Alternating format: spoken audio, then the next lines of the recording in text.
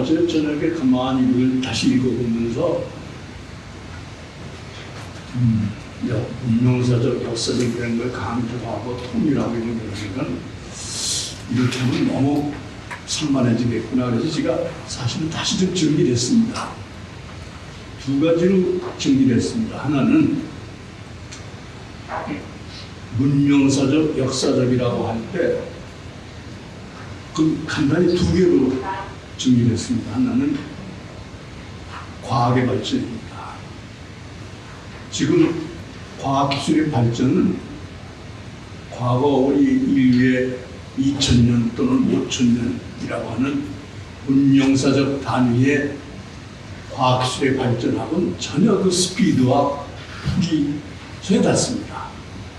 요새는 과학기술의 발전이라는 게 뭐 7년, 5년, 10년 단위로 그야말로 전혀 생각지 못했던 변화들이 일어나고 그 변화라는 것이 산업혁명이 근대 문명의 중심이 되기까지 한 300년이 걸렸는데 200년 내지 300년이 걸렸는데 그 뭐 여러분들 카카오톡 쓰기 시작한 지 몇 년 되셨어요? 아마 10년 되셨나? 근데 어제 불안하니까 그냥 까먹었을 세상이 돼요. 이렇게 빠른 세상이 됐어요. 그리고 그나마 그건 카카오톡이니까 그렇지 만약에 구글이 그랬다고 한다면 페이스북이 그랬다고 생각한다면 그건 인류 전체가 하루아침에 깜깜한 세상이 되는 거예요. 그러니까 그 과학기술 그걸 뭐 요새는 그냥 과학기술이라고 하면 뭐하니까 그냥 메가테크, 메가테크놀로지, 메가텍 뭐 이런 말을 표현합시다. 근대과학술 무슨 글자가 6자가 되니까 메가테크라고 하는 이 시대에는 정말 우리가 어떻게 될지 모르겠어요. 과학기술의 휘황찬란한 발전이 있는 것만은 계속될 것만은 틀림없는데 그것이 무엇을 갖고 올 거냐에 대해서는 무지무지한 희망과 무지무지한 낙담이 섞여 있습니다. 아주 무지무지한 낙관을 얘기하다가요. 2012년에 이 영국의 그 유명한 에코노미스트 지가 에코노미스트가 2050년을 예견하는 세상을 미리 예측을 했습니다. 그 중에 유전자 공학자가 이런 얘기를 했어요. 그냥 어느 나라는 뭐 정치가 만성인데 그 유전공학을 이용해서 정치가의 뇌에다가 그냥 좋은 걸 이렇게 심어갖고 아주 그냥 좋은 정치하고 그냥 그 지식도 있고 그냥 풍부한 그 영역에 가진 그 정치인을 만들면 되지 않을까. 옛날 같으면 이제 만담이나 무슨 픽션으로 알았겠지만은 실제로 인조 두뇌가 만들어지고 있어요. 그러니까 인조 두뇌 만들고 인조 인간 만들고 인조 인간이 만들었죠. 2018년에 중국에서 저 쌍둥이 나왔죠. 쌍둥이. 근데 지금 중국 같은 나라에서 지금 실제로 어느 대학에서 어떤 연구실에서 또 인조 인간을 지금 만들고 있는지 그걸 아무도 모르는 거예요. 지금. 사실은. 이미 한 번 나왔는데 중국 같은 시스템에서 또 인조인간 어디에서 어느 대학 어느 연구소에서 만들었다고 만들지 않았다고 할 수가 없게 돼 있어요. 그런가 하면은 유val 하라리 같은 분은 뭐 자기 호모 듀스라는 책을 여러분 이 중에서 이 정도 레벨로 아마 읽어보신 분도 있을 텐데 그래서 결국은 이 AI가 극단으로 발전이 되면 인간은 모두 신이 된다. 이게 신이 만능의 능력이 있는 게 신인데 이제 뭐 인간이 만드는 그냥 자기 알고리즘 만들어서 자기 하고 싶은 대로 하고 뭐 하면 하고 그 바로 인간이 신이다. 그래서 호모두스라는 말이 나옵니다. 인조신이죠.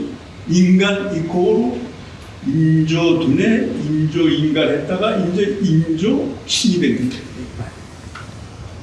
거예요. 낙관으로 얘기하면 거기까지 얘기할 수 있어요. 우리 모두 언제가 그렇게 될지 모르겠으나 우리는 글쎄요.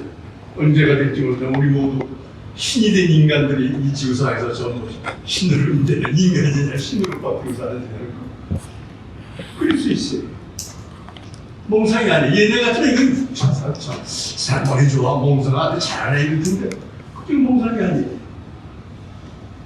또 비관론을 얘기하면 더 이상 얘기할 거 없어요. 얼마든지 AI 자동 무기가 사실은 북경이나 어딜 향해서 쏘라고 만들어 놓는데 이름이 잘못해갖고 그냥 까고 사고를 칠 수도 있는 거. AI 자동 무기를 만들어 놨는데 그럴 수도 있고 그것도 원래는 그야말로 평양 향해서 만든 건데 이게 어떻게 작동이 잘못해 사이버가 와서 탁 쳐갖고서 그냥 그렇게 까고 평양이 아니라 동경을 칠 수도 있는 거. 아니 할 말로 그 포탄을 부는 사람 그놈한테 사이버 공격을 해갖고 이미 사실 누를 필요 없는 도가 없어. 미국 안에서도 핵포탄이 있어요. 핵무기 가진 나라는 어떤 핵무기가 있어요. 체르노빌 같은 거는 근데 하급 사고고 진짜 과학술이 발전될수록 아주 고급 사고가 얼마든지 일어났어요. 과학술은 참 무서운 세상이에요.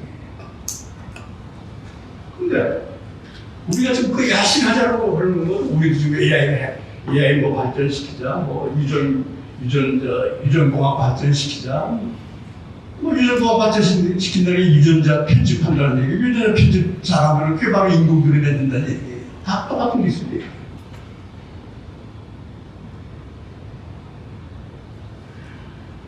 또 하나의 이제 우리 그랬어요. 이미 증명된 일이에요. 기후변화예요. 인류 5천년, 만년, 이거 다 하루아침에 그냥 공룡이 멸종되듯이 하루아침에 멸종되게 만들 수 있는 거 또 하나의 위기가 있어요. 민영사를 넘는 동물로서의 종의 멸망까지 생각할 수 있는 커다란 변화가 일어나고 보고 있어요. 여기 아마 해방전에 난 세대분들이 계신지 모르겠는데 그런 게 안 계신 거 아니에요? 있어요. 있어요? 40년생이요. 제가 지금 우리나라에 88세니까 저만 해도 일생은 요 한 4, 5년을 빼고는 사계절이 뚜렷한 생활을 했습니다. 사계절이 있다는 걸 아주 뚜렷하다. 그것이 자연으로 알고 살았어요. 근데 한 4, 5년 전부터 좀 달라졌어요. 제가 60대 초에 애 넷을 자문 밖에서 조그만 집을 살 때 지금 집사람하고 일부러 더듬어 보더라도 냉장고 에어컨도 없습니다. 한여름에 30도를 넘는 날이 제일 많아서 닷새를 넘어간 적이 없어요. 사흘 내지 나흘이었어요. 그래서 사흘 내지 나흘만 전부 마을에 나와서 모기장 쳐놓고 애 타고 한 사나흘 자고서 그 다음에 한 사나흘 지나면 이제 각자 방에 또 갔어요. 지금은 왠지 홍천이 왜 그런지 홍천에 5월 중순쯤 되면 30도가 나오고 강원도 홍천이 왜 그런지 모르겠습니다. 한번 눈여겨보세요. 내년 여름에 한번 보세요. 또 홍천이 아마 제일 먼저 보시 30도. 그리고 9월 말이면 끝나는가 했더니 요전에 10월 초에 비가 엄청 서울에 올 때 텔레비 뉴스 나오는데 지금 강릉은 30도가 넘었다고 했어요. 여름이 30도가 되는 날이 5개월이에요. 제 60년대 애 키울 때 자원에서 30도 넘는 날이 닷새를 넘어간 적이 없어요. 그러면은 제 앞에 지금 50대이신 분들은 앞으로 50년을 아마도 여름만 있거나 여름 11개월, 겨울 1개월 하는 시간을 지나야 돼요. 이건 그냥 그저 보통 얘기가 아니에요. 우리는 그냥 이렇게 나는 지금 내 경험을 얘기하면서 논리적으로 제공하고 있는데 앞으로 여기 이 자리에 50대들은 앞으로 50년 동안 전혀 다른 기후에 쓰러요. 그럼 그 다른 기후라는 건 단순히 기후만 되는 게 아니죠. 먹거리도 달라지고 자는 습관도 달라져야 되고 에너지도 사용 방법이 달라져야 되고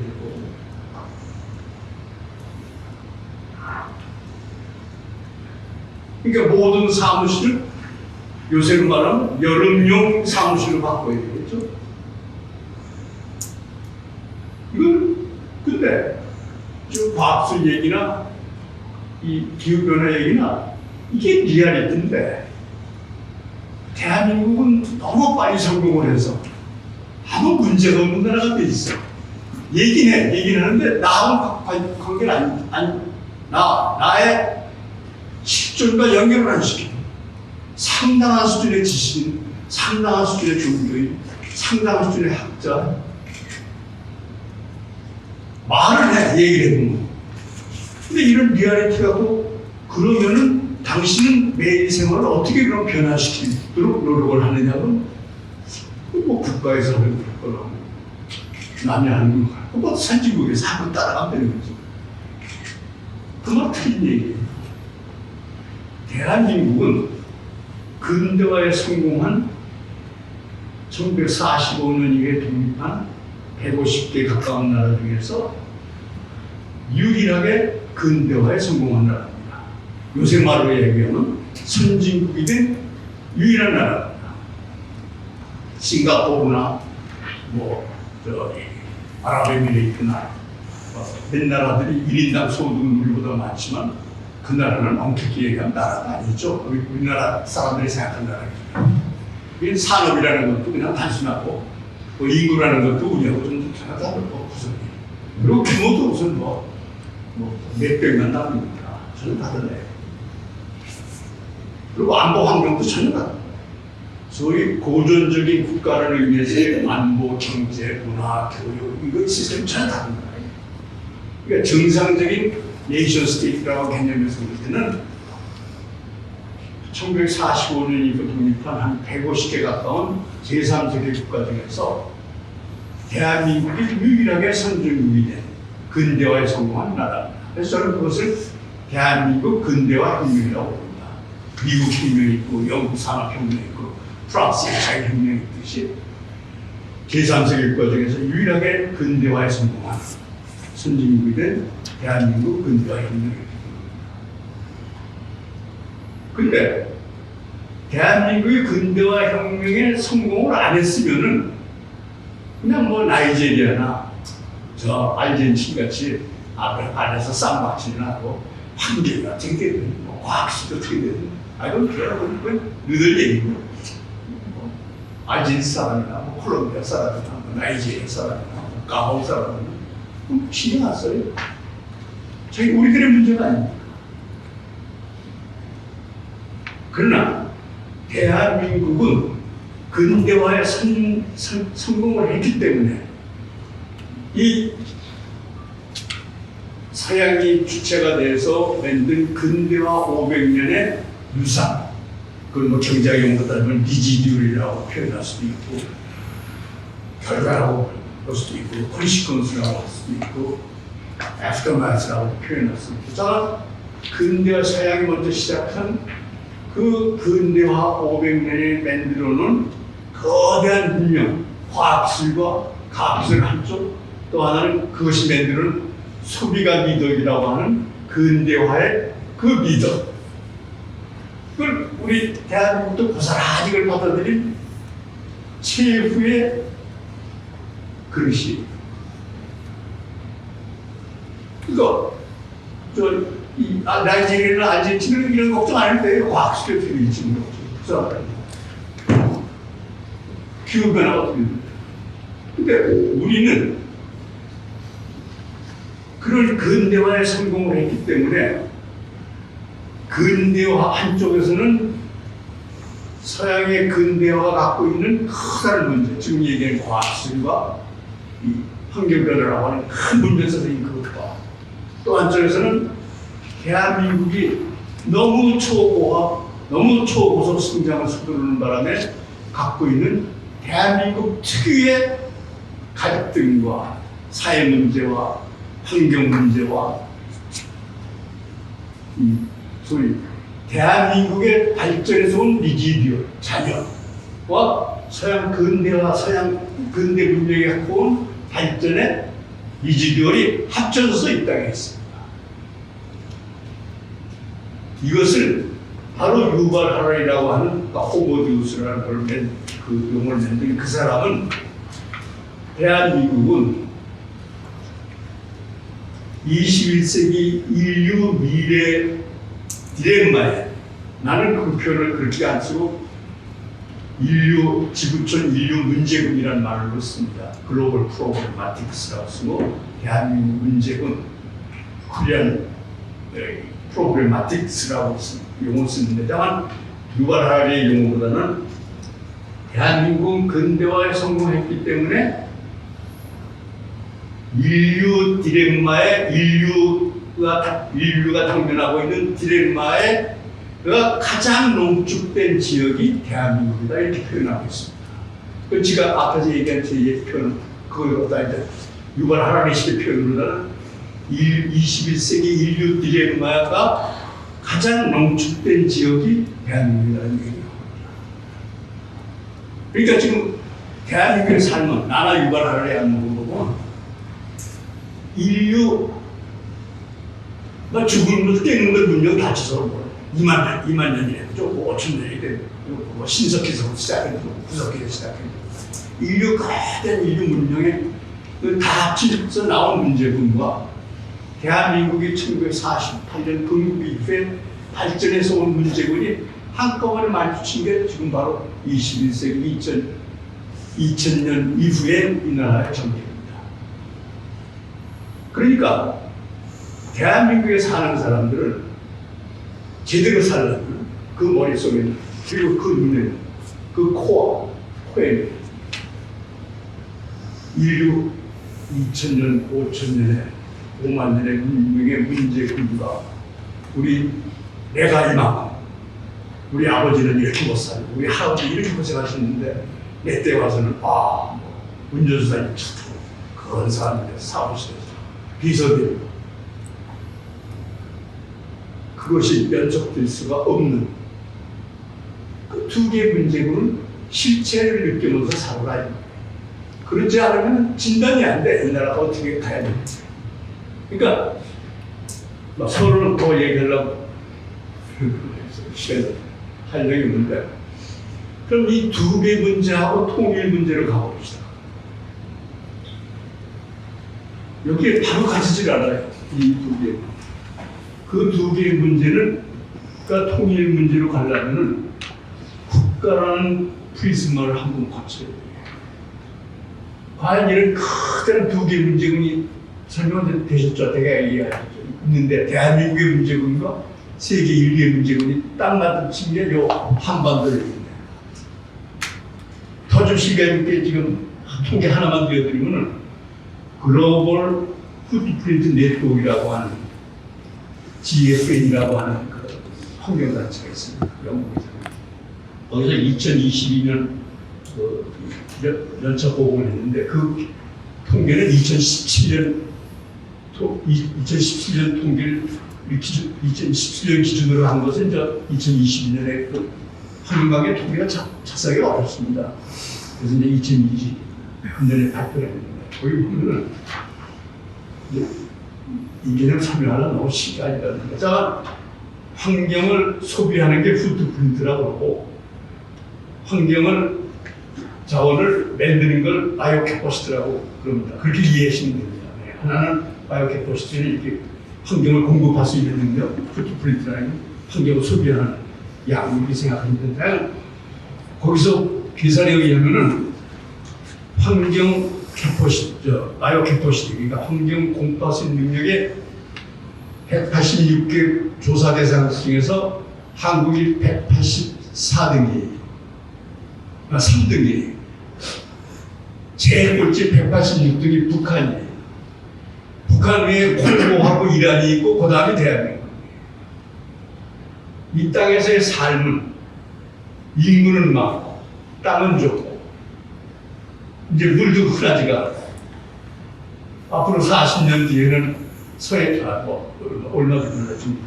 얼마 뒤에는 서해안도 40cm가 물이 올라온다고. 그런 조건에서 삶이에요. 가장 쉬운 말로 환경이라는 말로 표현한다면 가장 살기 힘든 나라에 우리가 살고 있는 거예요. 근데 의식이 없어요. 이러고 발표하는 환경 전문가들 많아요. 또 뭐 토론도 하고 학자들도 많은데, 그럼 너는 그럴 때 이 나라의 정치를 그 환경 문제를 해결하기 위해서 이 코리아 한국의 문제를 해결하기 위해서 너는 정치인들에게 무슨 얘기를 할 거냐? 너는 르마들한테 무슨 얘기를 할 거냐? 너는 내 자식에게 어떻게 하라고 얘기해? 너는 네가 있는 네 기업에게는 어떻게 얘기할 거냐? 그건 항상 이상해. 아주 멀쩡한 그 신사고 지식인이고 참 선별한 사람. 자, 환경문제처럼 얘기는 하고 아무 환경문제처럼 글쎄요. 이래서는 안 됩니다. 이러면 안 돼요. 그러면은 여기에서 내가 왜 국가라는 말을 표현하냐면 지금 이런 문제는 환경 문제, 과학적 문제는 한 나라 단위로 해결할 수가 없는 문제예요. 기본적으로 인류 전체 문제예요. 뭐 관심 없다고 사는 가봉놈이나 나이제리아 놈이나 콜롬비아나 브라질이나 아르헨티나 사람이나 한국 사람이나 똑같이 당하는 거예요. 환경에 대해서는 아무도 공격할 수 없어요. 종교는 기독교는 유럽, 불교는 아시아, 그리고 지역이 있지. 환경은 지역이 없어요.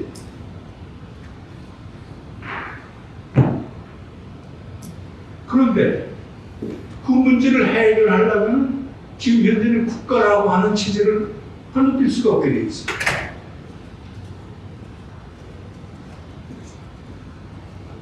근데 문제를 해결하려면 과학기술 문제, 문명사적인 두 개 도전을 해결하려면 국가단을 넘는 인류 지구촌적인 안목과 방향에서 접근을 해야 되는데 국가라는 단어가 없는 지금 있는 게 아니라 그동안의 시장을 중심으로 한 국제화, 세계화라는 것이 필연인 것처럼 우리가 알고 있었어요. 근대 문명의 연속성이 있었어요. 근대 문명의 한 축에 이제 경제라는 게 있고 시장 경제라는 게 있고 자본주의라는 게 있습니다. 그 축의 연장으로 보면 국제화 세계라는 게 당연한 걸로 되어 있어요. 그렇게 해야 싸고, 그렇게 해야 편리하고, 그렇게 해야 대량 생산이 되니까. 근데 우크라이나 사태가 나면서부터 그거 아니다. 프란시스 후쿠야마가 The End of History 쓴 것이 1989년인가 그런데 지금은 The End of History. 후쿠야마의 그 역사의 종목, 이제 역사는 자유민주주의, 시장경제로 끝이 났다. 이제 앞으로는 영원히 자유민주주의와 시장경제로 간다. 그것이 역사의 조건인데, 불과 30년 조금 지나서 아니라, 네이토의 사령관이 그랬죠. 자유는 자유무역보다 더 중요하다. 가치가, 정치가 경제보다 더 중요하다. 심지어 레이 달리오 같은 그 유명한 헤지펀드 사람, 그 금융인조차도 이제 시장이 경제를 결정하는 시대는 지났고 정치가 정부를 지시하는 시대가 왔다. 자기 나라 국공증에서 열심히 주장하고 있습니다. 바이든이 지금 하고 있는 거고 미국의 산업 보호 정책이 국제화 세계가 밖에 없는 얘기예요. 그럼 그거에 맞서는 푸틴이나 시진핑이 하는 건 그런 국제주의인가? 그건 더 제국주의적인 자유주의죠. 유럽이 환경이 제일 앞선 것처럼 여러분 아십니까? 실제로 제일 앞섰어요. 이죠. 윈드 파워나 솔라 파워. 그러니까 단연 그 기술이 유럽이 제일 앞섰습니다. 제가 벌써 동아일보에 방송을 전하는데 1973년인가 2년인가 독일의 에너지, 독일 정부의 에너지 정책 시장 추천을 해서 갔을 때 이미 그때 벌써 솔라 파워를 독일에는 솔라 파워가 부족하니까 저희 아프리카에 가서 따로 솔라 파워 실험을 하고 있는 그런 걸 보고 그때는 놀란 기억이 나는데 벌써 1970년대 유럽이 열심히 풍력하고 태양광하죠. 그렇게 해서 어떻게 하는지 아십니까? 그래서 세계의 풍력과 이 태양력의 기준을 유럽 중심으로 만든 거예요. 사실상 이게 바이든이 지금 자동차에 대해서 하는 거나 유럽이 환경 갖고서 잘하지만 똑같은 거예요. 하등 차이가 없는 거예요. 국가라는 게 존재하는 한은 그렇게 큰 명분도 그렇게 가는 거예요. 국가라는. 이게 영원한 지금 현존 정치체제, 현존 사회체제, 현존 경제체제가 있는 한은 피할 수 없는 하나의 승리입니다. 그러니까 여기서 말씀드릴 수 있는 것은 그야말로 마틴 루터 킹이 종교혁명을 했듯이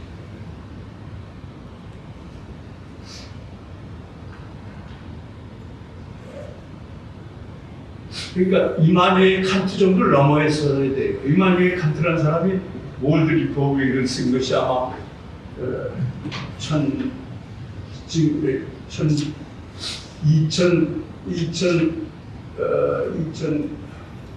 몇 년이 되면 300년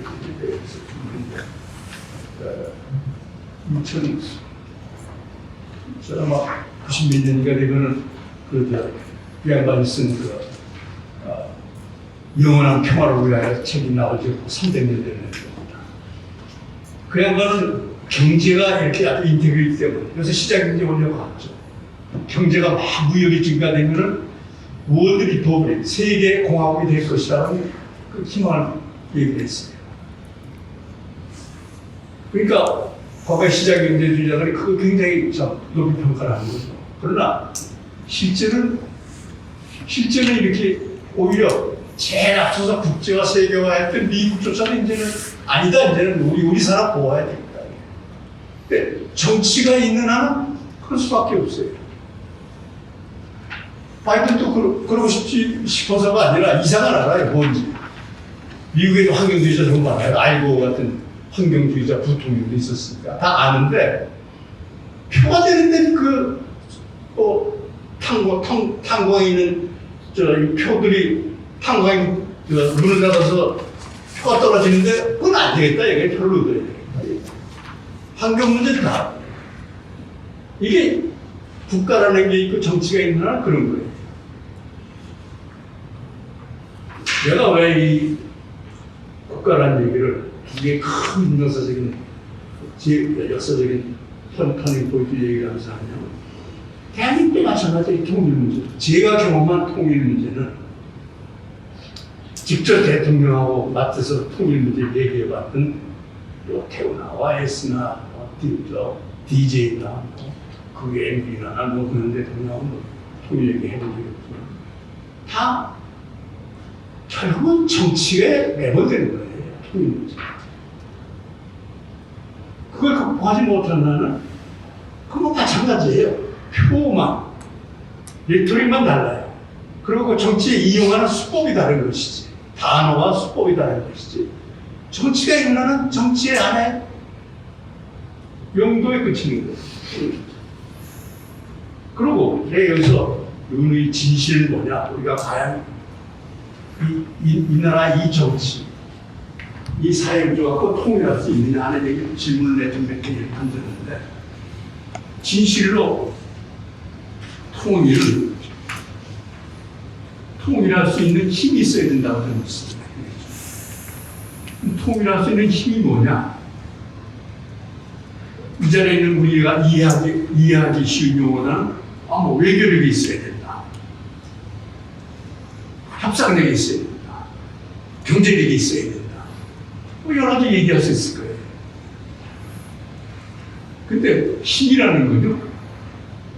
한 나라의 힘이라는 거는 그렇게 외교력도 있어야 되고, 협상력도 있어야 되고, 국방력도 있어야 되고, 경제력도 있어야 되고, 과학실력도 있어야 되는데, 힘이라는 건 실제는 두 가지가 작동되지 않으면 그 힘이 소용이 없어요. 하나는 그 힘을 가장 적당한 시기에, 가장 효율적인 방법으로, 가장 정확한 목표를 향해서 쓸 수 있는 거버넌스가 있어야 돼요. 아무리 소프트 파워, 하드 파워, 샤프 파워를 쫙 갖고 있고, 미국이 지금 불안스럽고 미국이 믿기지 않는 게 바로 그 대목이에요. 미국이 힘이 없어서가 아니라 과연 저 사람들이 대한민국하고 북한 관계에서 핵 문제 30년 동안 그래도 뭐 좀 미국에 세서 어떻게 좀 해볼 줄 알았더니 맹탕이에요. 결국 30년 지나고 북한 핵 문제 컴그렉대에서 같은 사람이 미국 외교사상 최대의 치명적인 실패가 북한의 30년 나라. 그 동시에 미국의 실패만 아니라 대한민국의 실패예요. 대한민국 역대 대통령의 실패고, 대한민국 역대 외교부 장관의 실패고, 대한민국 역대 통일부 장관의 실패.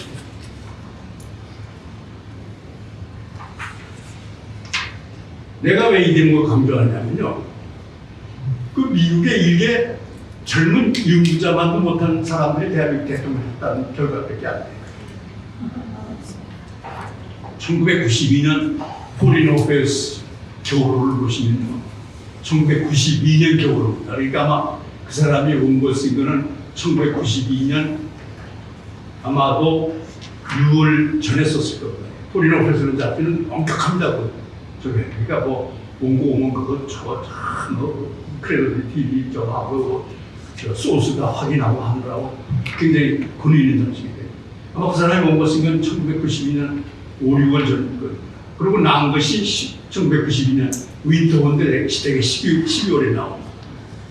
거기 보면 그때 이 사람은 하버드 대학에서 박사학위 과정을 끝내서고 하버드 대학의 연구소에 있다가 막 아메리칸 인터포레이션 인스티튜트라고 하는 연구소에 아주 젊은 연구원으로 와 있습니다. 같은 사람입니다. 그 사람이 포리노스에 쓰길 뭐라 그러냐면 제일 마지막 결론에 가서 북한은 절대로 핵을 포기 안 할 것이다. 왜? 핵 포기는커녕 핵 포기 문서는커녕 핵 문제에 대해서 협의를 하자고 합의 하나니까 합의 한 장, 종이 한 장에 그러다가 대한민국과 미국이 원전을 막 주는데 그거 왜 포기하겠냐? 그 사람 결론이 그거였어요.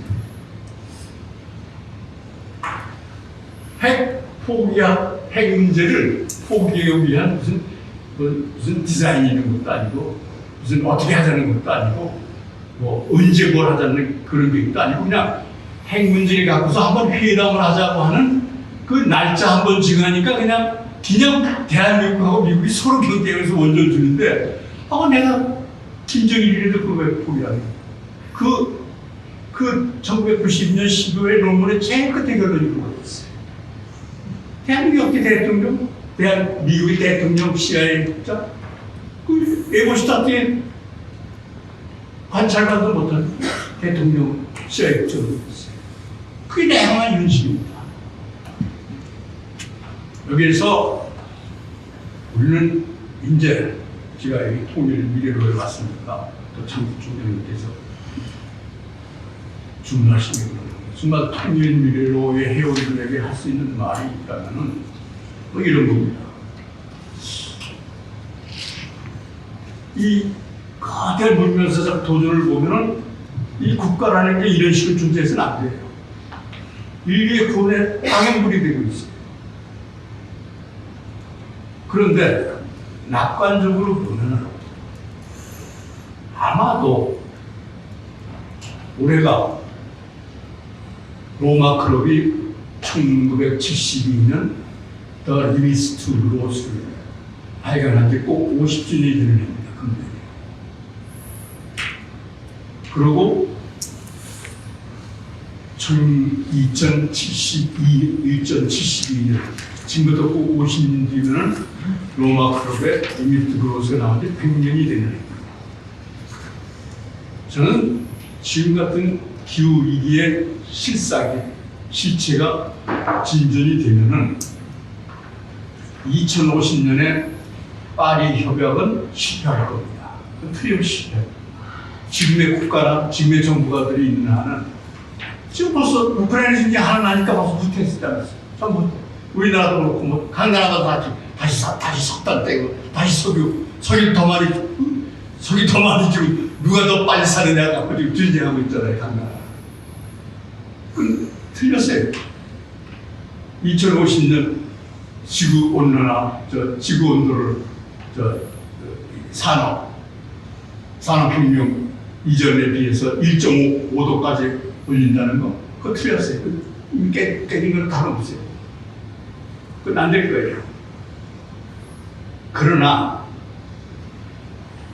그리고 우크라이나 전쟁이 2년은 더 안 가요. 시진핑이가 아무리 용 빼더라도 글쎄 2075년까지 가겠죠.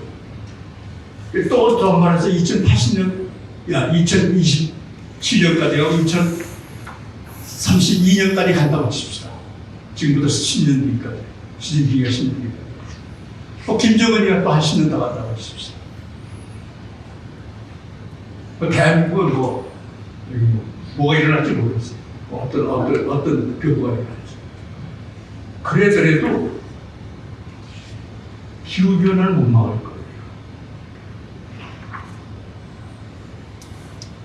결국 시진핑이 어떻고 우크라이나가 어떻고 푸틴이 어떻고 바이든이 어떻고 뭐 김정은이 어떻고 뭐 지금 문하고 윤이 어떻고 뭐 떠오르지만은 2030년 이후에는 다시 한번 지구온난화 문제와 과학기 문제에 대해서 국가를 좀 넘는 걸 해야 되겠다는 것이 또 한 번 다른 의미의 프란시스 후쿠야마하고는 다른 의미의 세계 운동이 벌어질 겁니다.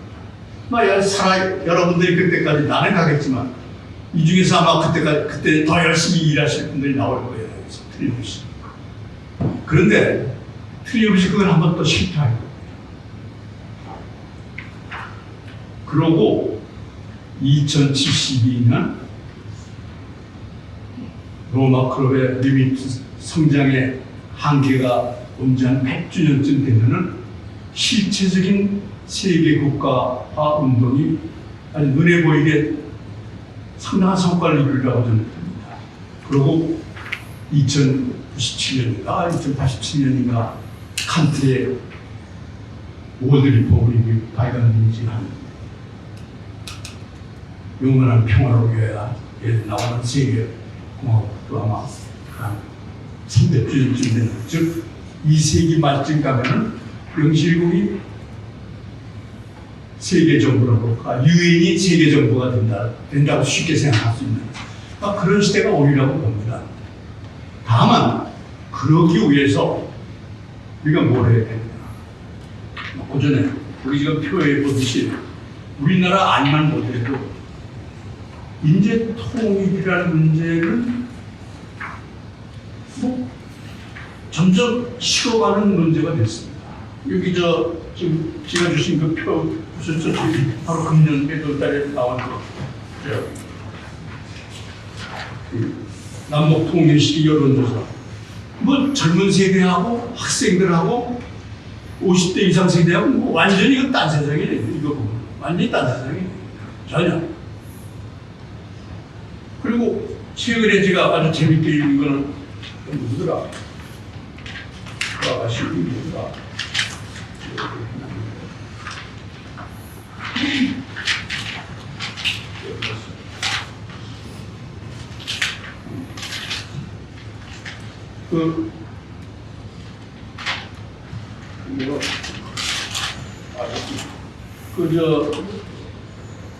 한겨레 신문에서 주최한 부산 무슨 국제회의에서 제목이 참 재밌습니다. 이혼주의와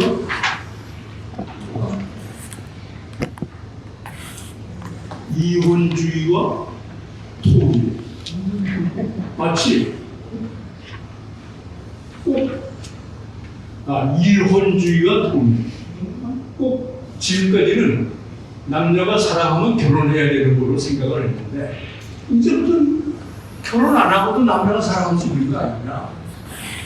꼭 왜 통일해야 두 나라가 통일해야 되는 것처럼 얘기하냐. 통일하지 않으면서도 사랑하면 되잖아. 평화하면 되잖아. 그야말로 국제의 발표 논문의 주제가 그겁니다. 일혼주의와 통일을 그랬어. 그러니까 일혼주의 하지 말자 이거예요. 통일하지 말자 이거예요. 그리고 요새 뭐 진보적인 매체를 보면 젊은 세대들 통일 뭐 필요하냐. 그리고 통일 불리게 여론조사에도 마찬가지로 압도적으로 많아. 점점 커가고 있어.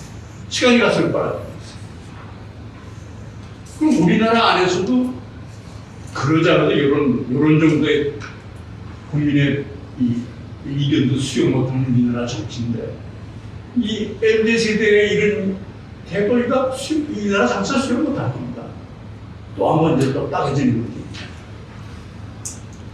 그리고 실제로 미국 사람들은 요즘 그냥 단문만 들어가서 이게 무슨 일인지 모르겠습니다. 이게 지금 여기 보면 통일 불필요론 그리고 가치 생활 양식 이미 이고 뭐 이렇게 써놓은 거 있는데 여기서 한 사람만 얘기를 여기 윌리엄 패십이라고 지금은 뭐 이제 나이가 들어서 그렇지 워낙 내가 가는 경시했는데 그 사람이 블룸버그 통신에서 아시아 경제 담당했어요. 그래서 이 사람 영향이 한때 꽤 있었습니다. 윌리엄 패십 여러 일자리가 있는 분은 보이지는 못해요. 근데 이자라고 하는데 이런 작자가 뭐라고 그랬는지 아세요? 북한이 핵을 갖는다 그러니까 이제는 대한민국에 투자를 해라. 북한이 핵 가지고 이제 통일은 끝났다. 대한민국의 통일이 끝났고 통일을 이런 과제가 일어나는 대한민국의 투자에 조심해야 된다. 왜냐하면 통일일 때 어마어마한 비용이 돼서 통일하려고 하는 순간부터 대한민국 경제를 망가지기 시작한다. 그런데 이제 북한이 핵을 갖는다고 하니까 이제 통일은 틀렸으니까 이제는 대한민국 경제가 좋아진다. 여러분이 사고가 전혀 반대있다. 정말 이제 여러분 이해 못해. 그런데 그런 놈이 당당히 블룸버그에 아주 권위 있는 아시아 경제담당. 그때 그 기사를 썼을 때 이런다. 지금 여러분들이 관심이 없어요. 이런 기사 참 많습니다. 유명한 그저 아타리 같은 프랑스에. 그런 사람도 통일되는 그 비용 엄청나서 한국에 불려다고. 그 젊은 애들하고 똑같은 거예요.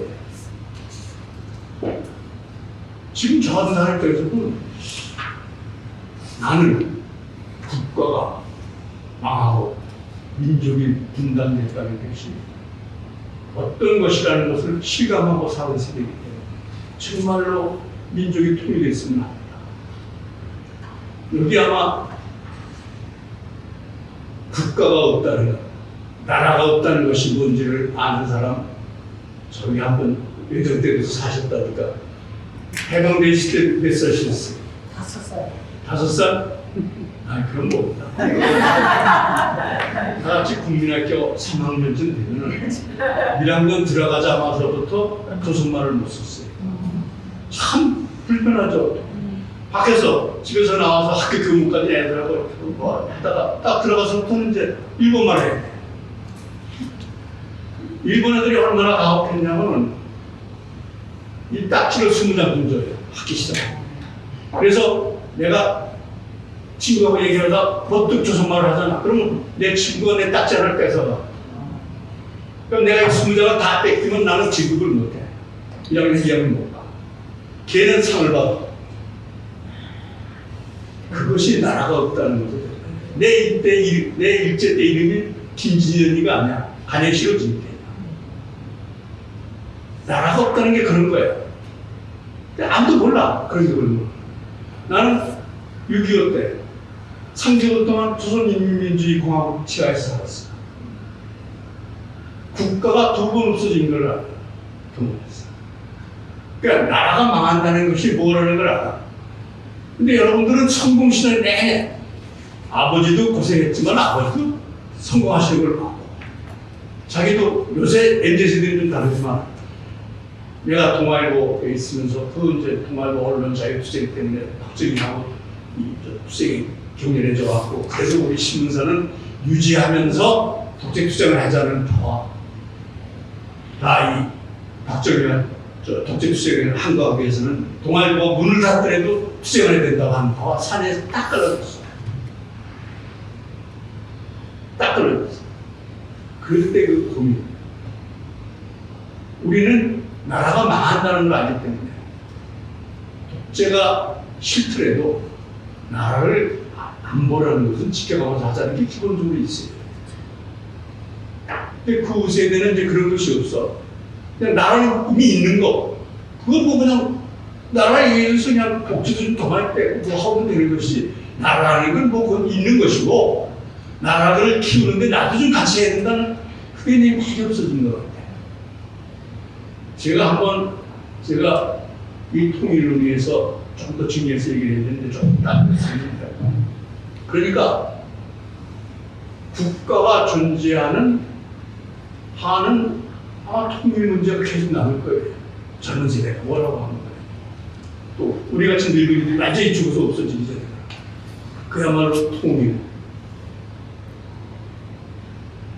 통일이라는 말만 들어도 눈물이 나는 그 올라온 우리 세대 동료들. 우리 나중에 우리 물리대 걔는 정치학과 나왔지만 정치학과 나오고 나중에 정치학 교수하고 어느 정도였습니다. 꽤큰 근데 그 사람이 이군 출신이에요. 근데 박정희 대통령 때 7.4운동 성명인가 뭐가 나왔죠.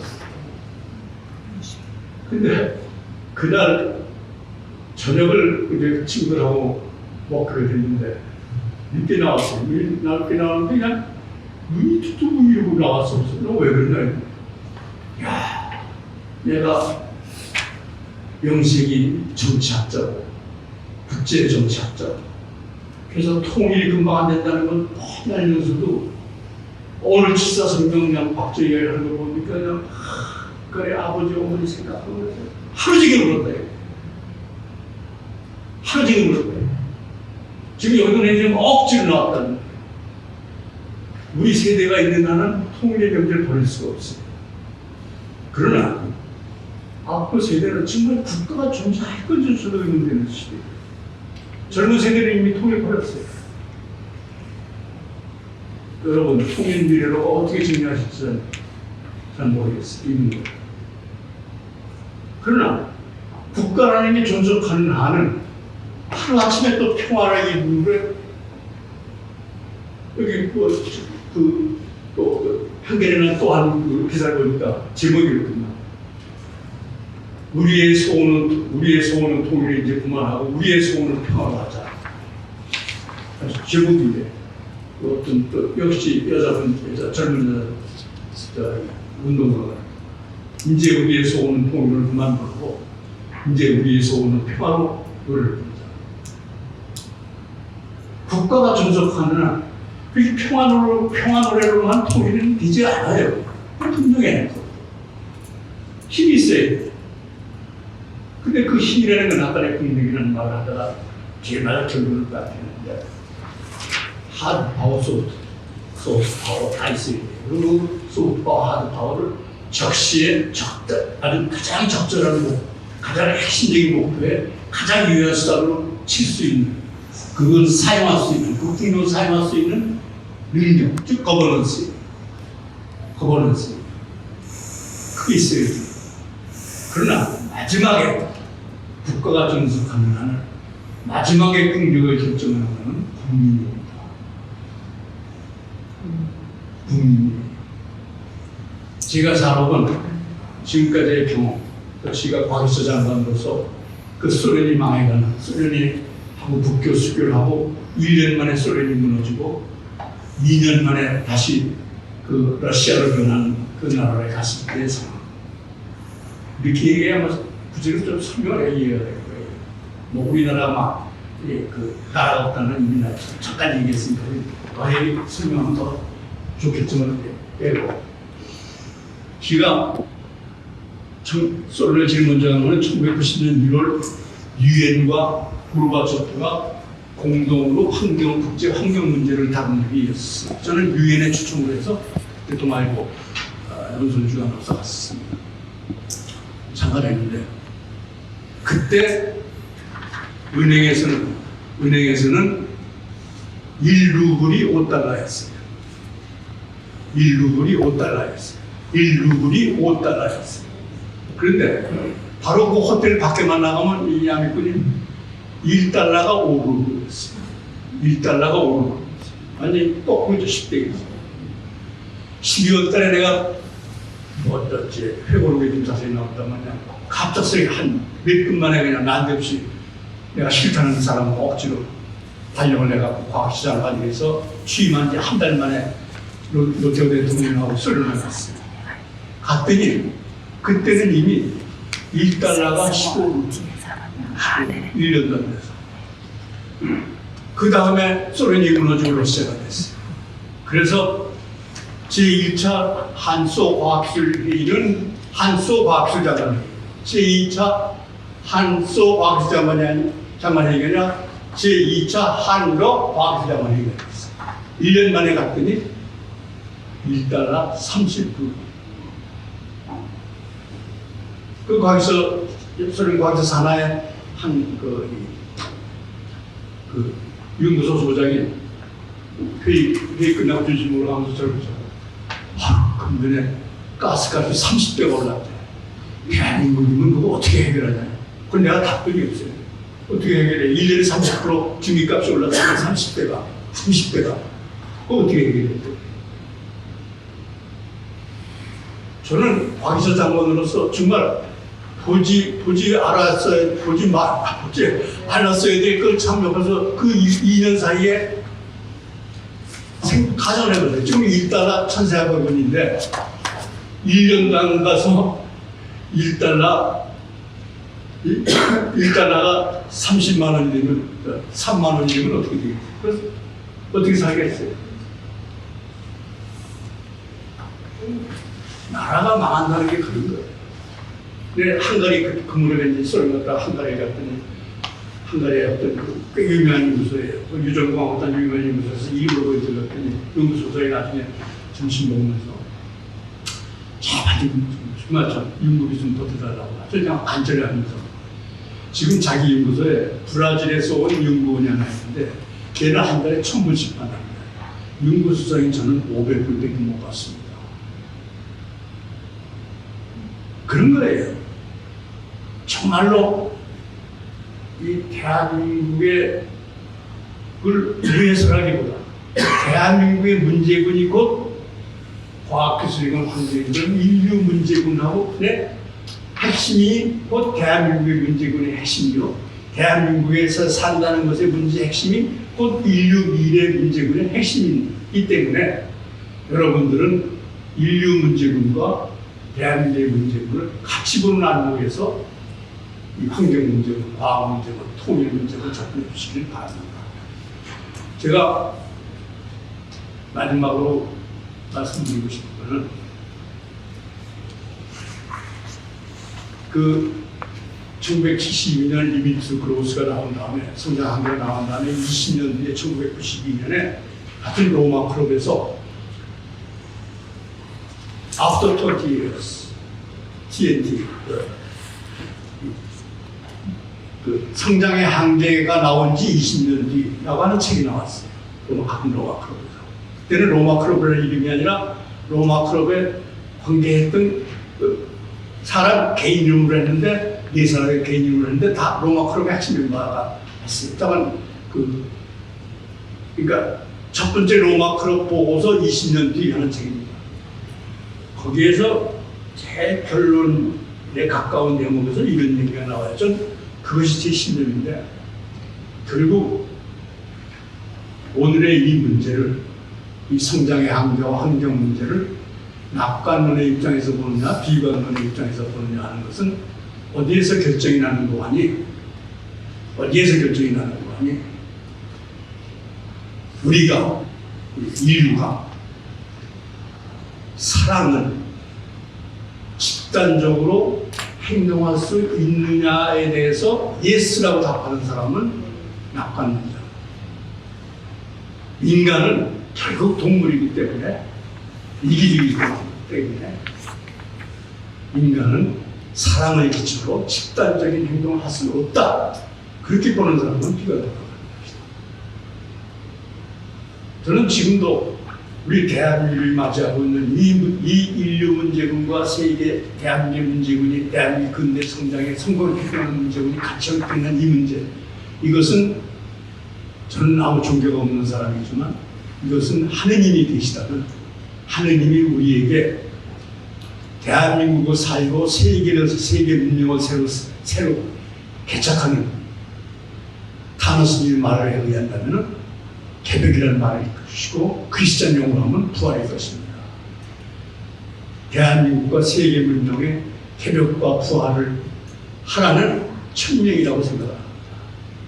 그러나 그것은 다 딴 사람이 아니고 영세의 환경전문가라는 사람들도 논리를 얘기하는 거고 나 개인과 상관없다고 한다면 그 비관으로 갈 수밖에 없습니다. 저는 이제 대한민국이 제 여기저기 DMZ를 갖다가 세계 평화존으로 만들고 거기에 유엔의 난민, 유엔의 인권 내지 난민, 즉 휴머니즘에 속하는 그런 유엔 기구들을 휴전선 DMZ에 갖다 유치하고 유엔 환경회의라든가 이런 것을 한번 DMZ에서 한번 열어보자고 주장도 한 거 여기 뭐 간단히 저기 썼습니다만, 그리고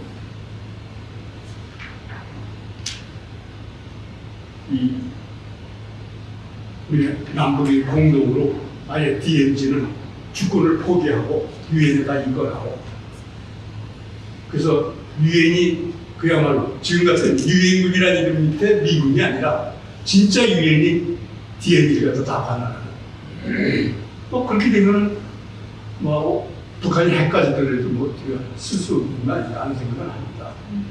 자원은 그렇게 문명사적인 도전, 그것이 환경 문제가 되고 과학수 문제가 되고 또 대한민국의 근대 발전 문제가 되고, 그래서 일종의 지금 한국 사람, 그래서 한국에서 우리가 뭔가 대한민국에서 뭘 기여하고 가겠다고 하는 사람들이라면 정말로 나이팅게일이나 이 듀낭 같은 듀낭이 합작해서 세계 적수사를 만드는 것이 21세기 한국판 세계 적수사를 하나 만드는 그런 각오. 왜 우리나라가 지금 시간이 없어 제가 그냥 아무 소리 안 해서 지나쳤습니다만, 지금 우리나라가 이만큼 성공한 데는 나는 종교가 없는 사람이다 오해하지 마십시오. 그러나 지금 기록을 보면 그 한말에 왔던 미국 프라파 선교사들의 그 헌신, 왜 대한민국을 차지한다면서 왜 세계 크리스천 해외 선교의 미국 땅으로 2등을 한다면서 왜 이태석 신부 하나 딸랑 나오고서는 아무 소리가 없어요. 그리고 정말로 그 3만 명인가 4만 명인가 나가서 활동한다는 우리나라 해외 선교사들이 한말에 유럽이나 미국의 선교사들이 여기 와서 했던 것에 10분의 1을 하고 있는 건가? 그런 의문이 들어요. 그 당시에 지금도 판자촌이 있습니다만 한말에 우리나라 수도나 시골의 삶이 어떠겠어요? 그 비숍 여사의 그 글은 자세히 나오잖아요. 이들 종로 이쪽이 그냥 똥통이 그냥 막 거기에서 해외 선교사들이 와서 자기 자신하고 손자 남편사까지 여기서 헌신하고 거기서 다 사실상 숨겨줘. 우리의 대한민국의 크리스찬이면 그런 정도의 헌신을 했으면 나라가 이렇게 납니다. 또 해외 나가서 그렇게 많은 선교사들이 했다면서 왜 이재석 신부 하나만 딸랑 맨날 그 소리만 하지 왜 뒤에 이재석이는 안 나와 왜? 뭐 하는 거야? 3만 명이나 나와. 우리는 여기에서 국가의 문제, 문명 선생님 문제, 그리고 우리 자신의 발전의 문제, 그리고 우리의 미래의 문제를 그야말로 유니버설리즘, 보편주의, 보편윤리, 보편도덕, 그리고